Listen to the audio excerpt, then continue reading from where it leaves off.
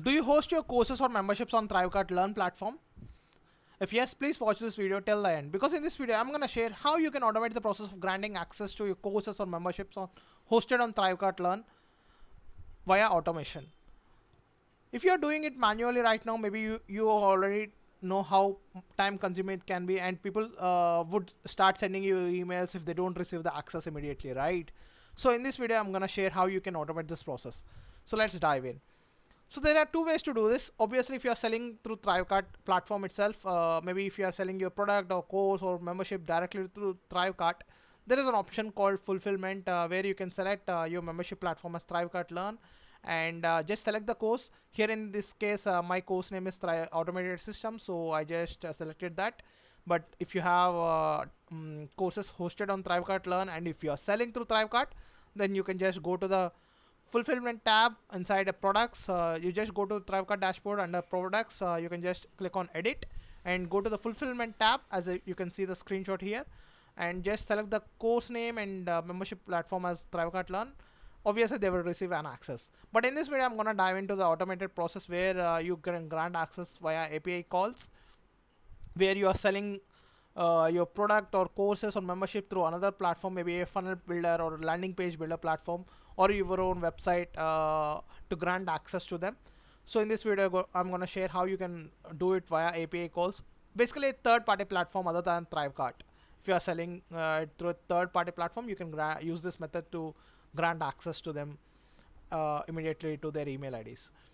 So let's dive in. So in this video I'm gonna share using a tool called make.com. Make.com is an automation tool. There are many other alternatives of make.com, but in this video I'm gonna cover how to do this process using make.com. Obviously, how to do this, you need to go through the API documentation available at apidocs.thrivecart.com, where you can find it a create new student endpoint. This is the way you can make a call to a ThriveCart API saying that add this particular create new student for this particular course inside ThriveCart Learn platform. So this is the API documentation available. Don't worry, this can be too technical, but I will cover you a step-by-step procedure how you can do that inside make.com. And you will find your API key. Obviously you need an API key. API key is a way to get access. Basically, once you go to your ThriveCart dashboard, as you can see I'm right now inside my ThriveCart dashboard. You just need to click on settings and then go to API and webhooks, and then go to API keys, click on create API key. This is where you will find an API key. It's an alphanumeric key. You just need to copy that and store it somewhere in your notepad or somewhere. This is important to grant access. Basically this is just like a password to your mobile device or anything like that, to your saying this is the ThriveCart account. And now you need a course ID. Basically whenever you have a course, just click on edit it. Once you click on edit button, you will reach an URL like this inside the URL address bar. You just need to copy the last part.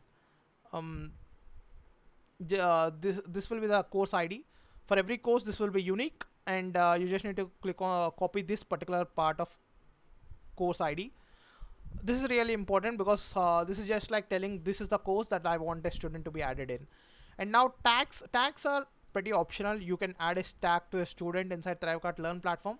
This opens up a lot of possibilities in the future. Maybe if you want to revoke access, or filter students based on the tag they have. For example, if you have a multiple courses, you want to see what courses particular people have access to, so you can have a tag named access automated systems, so you can filter people based on that particular tag and see people who have access to this particular course of automated systems alone.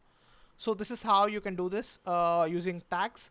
But that is an optional thing. You don't need a create a tag or add a tag to a student to grant access to a course.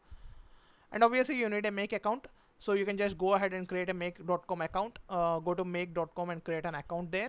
I will add the link to the platform inside the description below, but you just need to go and ahead and create an account there. And once you are inside your account, you just need to click on create a new scenario. Scenario is just like a new automation.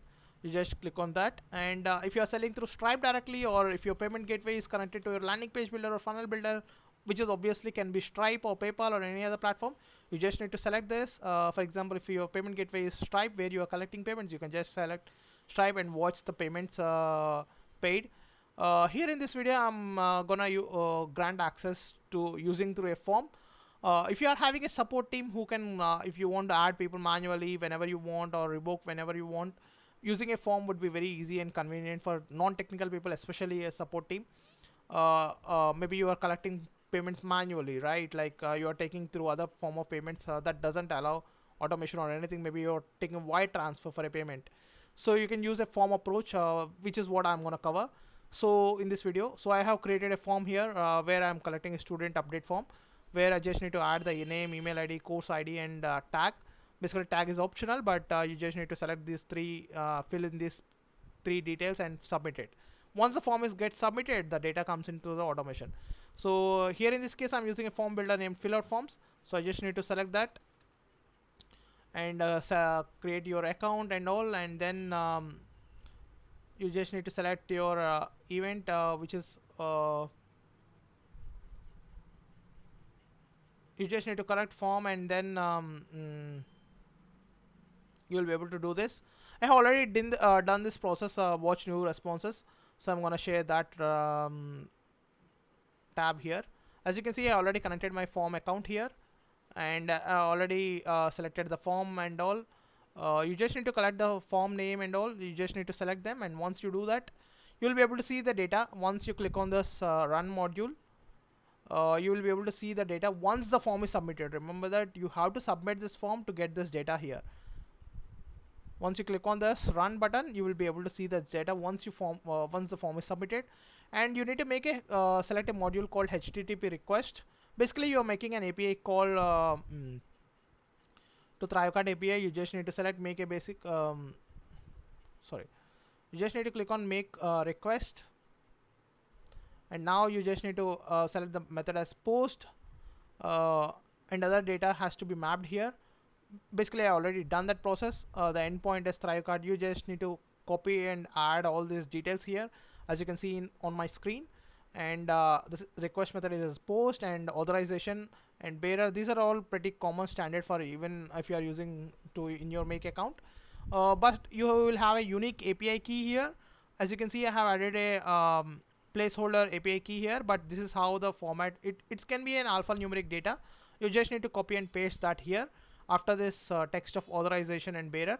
And now you just need to select the body type as application. This is the same body type you need to allow, and then you need to add the email ID. Basically, I have mapped the data.